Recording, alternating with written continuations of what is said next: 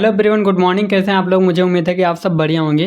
तो दोस्तों, अगर आप भी सोलर पंप का लाभ उठाना चाहते हैं और अभी तक आपने फॉर्म को फिलअप नहीं किया है तो इस फॉर्म को जल्द से जल्द ज़रूर से ज़रूर भरें। तो दोस्तों, क्या आपको पता है कि सोलर पंप लगाने के लिए आपको सरकार 90% तक की सब्सिडी दे रही है और आपको ये चीज़ नहीं पता है तो इस वीडियो को ज़रूर देखिए। तो गाइस, कैसा होता है इसका पूरा का पूरा प्रोसेस और ये लाभ किसको किसको मिलने वाला है, आप इसके लिए योग्य हैं कि नहीं, ये लाभ मिलेगा या नहीं, और इसमें क्या क्या प्रोसेस रहेगा, कितना पैसा लगेगा, कहाँ से फॉर्म फिलअप करना है और क्या इसमें डॉक्यूमेंट्स लगेंगे आपके, और आपके लिए ज़मीन उमीन कितनी चाहिए, सब कुछ मैं आपको डिटेल्स में इस वीडियो में बताने वाला हूँ। तो दोस्तों, क्या आप इसका लाभ लेने के लिए एलिजिबल हैं कि नहीं, और इसमें कैसा कैसा डॉक्यूमेंट लगेगा, और इसमें कौन सी वेबसाइट पर करना है, ऑनलाइन होगा या फिर ऑफलाइन होगा, और कब तक लास्ट डेट है, और कितने समय में आपको फॉर्म को फिलअप करना है, सब कुछ मैं आपको एक्सप्लेन करने वाला हूँ डिटेल्स में।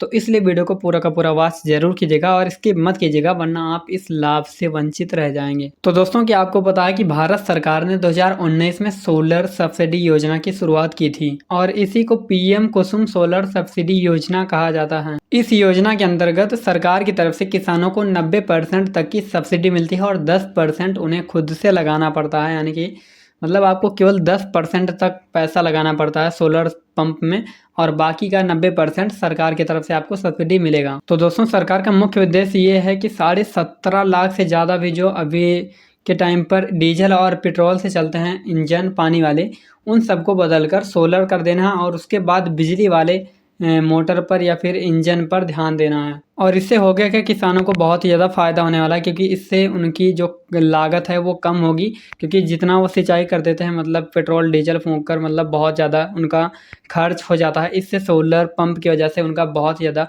बचत भी होगा और उससे वो बिजली, अगर अतिरिक्त बिजली बचती है तो अपने बिजली को बेच भी सकते हैं किसी के साथ में, मतलब किसी गैर संस्था को बेचकर वो वहाँ से भी पैसा कमा सकते हैं। तो दोस्तों, यही है मेन योजना इसका, और इसका क्या क्या होता है सब कुछ हम आपको अब बताने वाले हैं। और इस योजना का नाम है पीएम कुसुम सोलर सब्सिडी योजना। इसी को केंद्र सरकार ने 2019 में शुरू किया था और इसका मुख्य उद्देश्य है सब्सिडी पर सोलर पंप प्रदान करना किसानों को। तो दोस्तों, मैं बता दूं कि इसका लाभ कौन कौन ले सकता है। तो इसका लाभ भारत के सभी नागरिक ले सकते हैं। जी हाँ दोस्तों, मतलब हर राज्य में अलग अलग प्रक्रिया चल रही है, लेकिन एक ही वेबसाइट पर होती है सभी का, मतलब जो भी अप्लाई करेगा वो सारा का सारा एक ही वेबसाइट पर होता है और देश का सभी कोई भी नागरिक ये फॉर्म को भर सकता है। बस उसके लिए कुछ एलिजिबल क्राइटेरिया है, उसको आपको सुनना पड़ेगा। तो दोस्तों, इसमें अगर आप अप्लाई करते हैं तो 0.5 मेगावाट से 2 मेगावाट तक आपको सप्लाई मिलेगी, मतलब सोलर सब्सिडी का जो भुगतान होगा वो सरकार की तरफ से मिलेगा। और इससे किसान जब मर्जी कहे खेत सींचे या फिर मतलब जो भी अपना काम करना है वो करे, उसके बाद जो भी बिजली बचेगी उसको आप बेच दीजिए या फिर किसी गैर संस्था को दे दीजिए, या किसी को भी आप उससे बहुत ज़्यादा लाभ कमा सकते हैं और उससे पैसे कमा सकते हैं, मतलब बहुत सारा उससे काम हो सकता है आपका। और इस योजना का मुख्य उद्देश्य है, मतलब जहाँ कहीं पर सूखा पड़ जाता है या फिर वहाँ पर बिजली नहीं उपलब्ध हो पाती है तो वहाँ पर किसानों को बहुत ही ज़्यादा लागत पड़ जाता है भाई, मतलब मोटर चलाने में और उसका डीजल पेट्रोल खर्च करने में बहुत ज़्यादा किसानों का लग जाता है उसमें पैसा। इसलिए इसका मेन उद्देश्य ये है कि अगर आप सोलर से चलाएंगे तो सोलर कभी भी मतलब से उतना ज़्यादा पैसा नहीं लगेगा, एक बार में लगेगा, उसके बाद फिर टेंशन नहीं रहेगी। वो धूप छाँव मतलब बिजली रहे या ना रहे उससे कोई फ़र्क नहीं पड़ता है।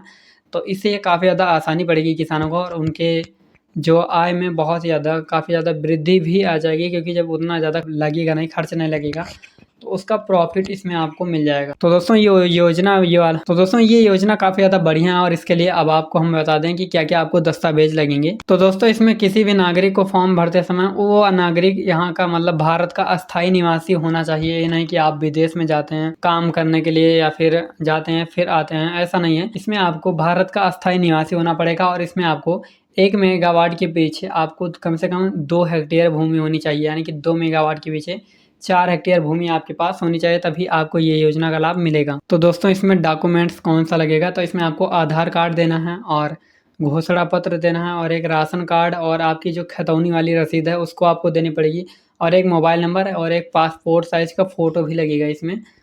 तो इतना सारा कागज़ वागज़ लगेगा, और भी अगर कुछ लगेगा, और आय जात निवासी ये सब कुछ नहीं लगेगा भाई, मैंने जितना आपको बताया उतना लगेगा।